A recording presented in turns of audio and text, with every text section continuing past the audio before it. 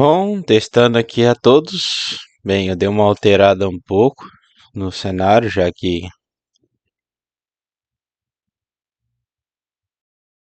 eu comprei um computador novo, então eu vou voltar a fazer os vídeos aqui normalmente. E como é que eu vou dizer isso aqui, dessa forma aqui, para ser entendível as coisas que eu vou dizer? O primeiro vídeo que eu vou postar agora não vai ser um vídeo apenas de opinião, eu vou tentar mostrar a vocês uma coisa diferente. E essa coisa diferente é uma visão que está acontecendo no Brasil, mas é pouco citado. Isso é pouco citado porque muitos preferem que você fique mais focado em coisas menos importantes. Uma delas é, como se pode ver, é assuntos pouco triviais ou mesmo foco em repetidas vezes no mesmo assunto várias e várias vezes, como acontece muito em mídia, como acontece muito em atividades sociais que você tem o costume de participar. Agora, quando se trata de uma coisa importante, ainda mais no ramo do direito, que pouco se fala, ainda mais tratando de um órgão tão poderoso quanto o Supremo Tribunal Federal, como vocês gostam de chamar de STF, é que, diferente de tudo que se foi visto, e até temos que usar um pouco de um exemplo até mitológico,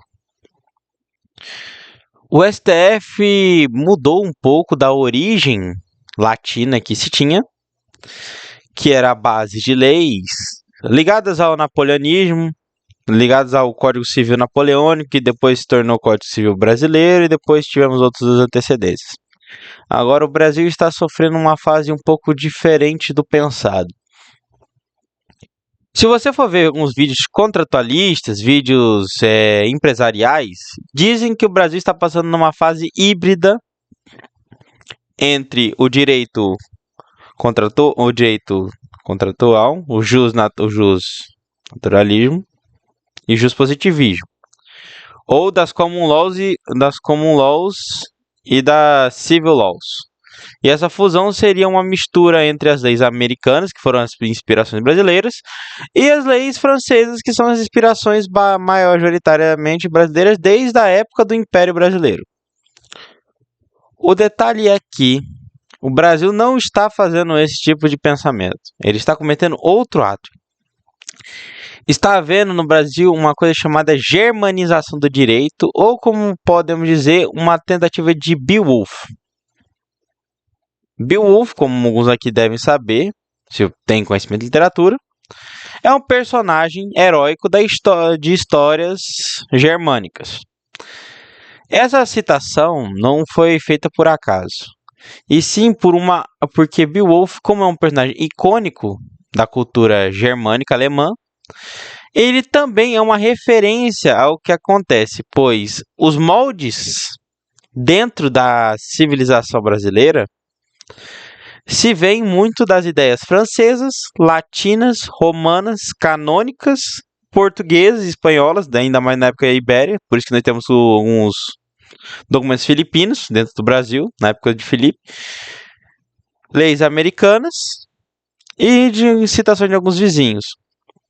E também, dependendo do período histórico, como aconteceu com os da lei contra trabalhista, lei de fauna, que foi muito puxado do italiano e do alemão, na época da década de 30 e 40.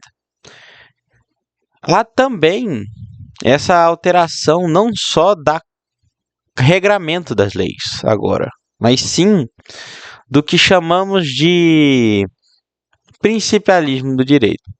Antes, com determinadas teorias, o princípio era uma coisa à parte. Ele era uma forma de interpretar a norma. Isso era bom na nossa sociedade, que é uma sociedade justpositivista. Justpositivista não, nossa sociedade é positivista, ainda não é justpositivista. Que a gente gosta, o brasileiro gosta de seguir a norma à risca. Se a lei está dizendo que sim, é porque sim. Fica mais fácil de se entender porque a sociedade brasileira não é uma sociedade muito culta. E isso facilita ao leigo entender a lei. O problema é que, em vez de se regionalizar a lei, como faz em vários estados, o Brasil teve a brilhante ideia de integrar essa lei, só que ao mesmo tempo desconcentrar a lei.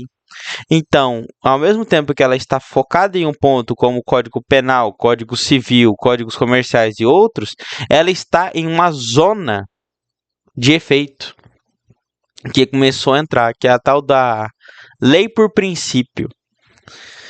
Isso, na visão do estudioso de direito, pode parecer bom, pois você fica mais claro. Porque você não é mais regido por norma. O princípio que rege o negócio se torna norma. Só que isso também há margens de interpretação de lei. Ele é muito mais curvados e perigosos do que o simples ponto de você ter a plena lei. E é bom ter noção desse tipo de detalhe, pois isso pode acometer de várias interpretações da lei e criar conflitos entre as leis. Pois, como o Brasil mesmo tendo o nome de federação e estados, ainda considera-se uma união onde todas as leis estão baseadas em um determinado código e não são derivadas por seus próprios princípios, mesmo que seja um pouco absurdo esse pensamento. Bem, eu vou depois explicar um pouco melhor essa explicação do Beowulf na lei brasileira. Mas por enquanto é isso, senhores. Tenham uma boa tarde. Eu volto em breve.